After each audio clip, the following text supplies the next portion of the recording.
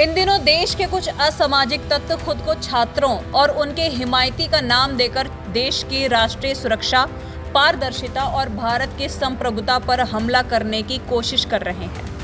वो ऐसी विचारधारा को समर्थन कर रहे हैं जिसका राष्ट्रीयता से दूर दूर तक लेना देना नहीं है, और अगर वो एंटी नेशनल भी है तो उससे भी उनको कोई खास फर्क नहीं पड़ रहा। जब भी देश हित में कड़े और पारदर्शी कानून बनाए जाते हैं तो अचानक एक खास वर्ग में खलबली मच जाती है। कुछ ऐसा ही देखने को मिल रहा है FCRA बिल 2026 को लेकर। विदेश से आने वाले फंड का हिसाब किताब मांगा जा रहा है तो कई संगठनों को मिर्ची लग रही है। आखिर क्यों भारत के अंदरूनी मामलों में विदेशी पैसे का दखल बर्दाश्त किया जाए? सरकार का रुख साफ है। विकास और सामाजिक सेवा का स्वागत तो है, लेकिन सेवा के नाम पर विदेशी प्रोपेगेंडा और एजेंडे का खेल अब नहीं चलेगा। गृह मंत्रालय द्वारा लाए जा रहे फॉरेन कंट्रीब्यूशन रेगुलेशन एक्ट और इसके नए नियमों का मुख्य मकसद विदेशी फंडिंग में जवाबदेही और ट्रांसपेरेंसी को लाना है। गृह मंत्रालय के आंकड़ों के मुताबिक देश में 14,400 से ज्यादा संगठन FCRA के तहत रजिस्टर्ड हैं, जबकि बीते कुछ सालों में नियमों के उल्लंघन पर 22,000 से ज्यादा NGOs के लाइसेंस रद्द किए जा चुके हैं। नए बिल का सबसे अहम प्रावधान है डेजिग्नेटेड अथॉरिटी। अब अगर किसी संस्था का FCRA लाइसेंस रद्द होता है या रिन्यू नहीं होता है तो विदेशी पैसों से बनाई गई संपत्ति की देखभाल और निगरानी ये अथॉरिटी करेगी। यानी विदेशी फंड से संपत्ति बनाकर फिर देश विरोधी गतिविधियां चलाने का रास्ता पूरी तरह बंद हो जाएगा।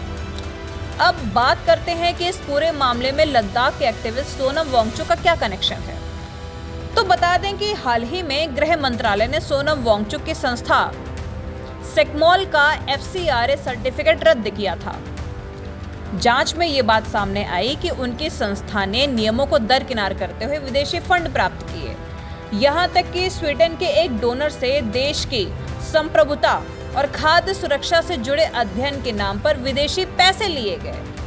सरकार का तर्क साफ है कि भारत की संप्रभुता और सुरक्षा जैसे संवेदनशील विषयों पर किसी भी विदेशी संस्था या फंड का दखल देश के हित में नहीं हो सकता, ना ही होना चाहिए। इस बिल के आने से अब मुख्य रूप से वो संस्थाएं प्रभावित हो रही हैं जो धर्म परिवर्तन, मानवाधिकार या पर्यावरण संरक्षण के नाम पर सीमावर्ती इलाकों और संवेदनशील क्षेत्रों में विदेशी टूलकिट चलाते थे, और वो संगठन जो प्रशासनिक खर्चों के नाम पर 80% पैसा खुद खा जाते थे। सच्चाई ये है कि जो संगठन ईमानदारी से शिक्षा, स्वास्थ्य और समाज सेवा का काम कर रहे हैं, उन्हें इस कानून से डरने की कोई जरूरत नहीं है। ये कानून केवल उन लोगों पर चाबुक चलाता है जो चैरिटी के नकाब में भारत की आंतरिक सुरक्षा और लोकतंत्र को कमजोर करने की साजिश रचते हैं। तो आप सरकार के इस कदम को कितना सही मानते हैं, कमेंट सेक्शन में जरूर बताइए और बने रहिए भारत रफ्तार के साथ। नमस्कार।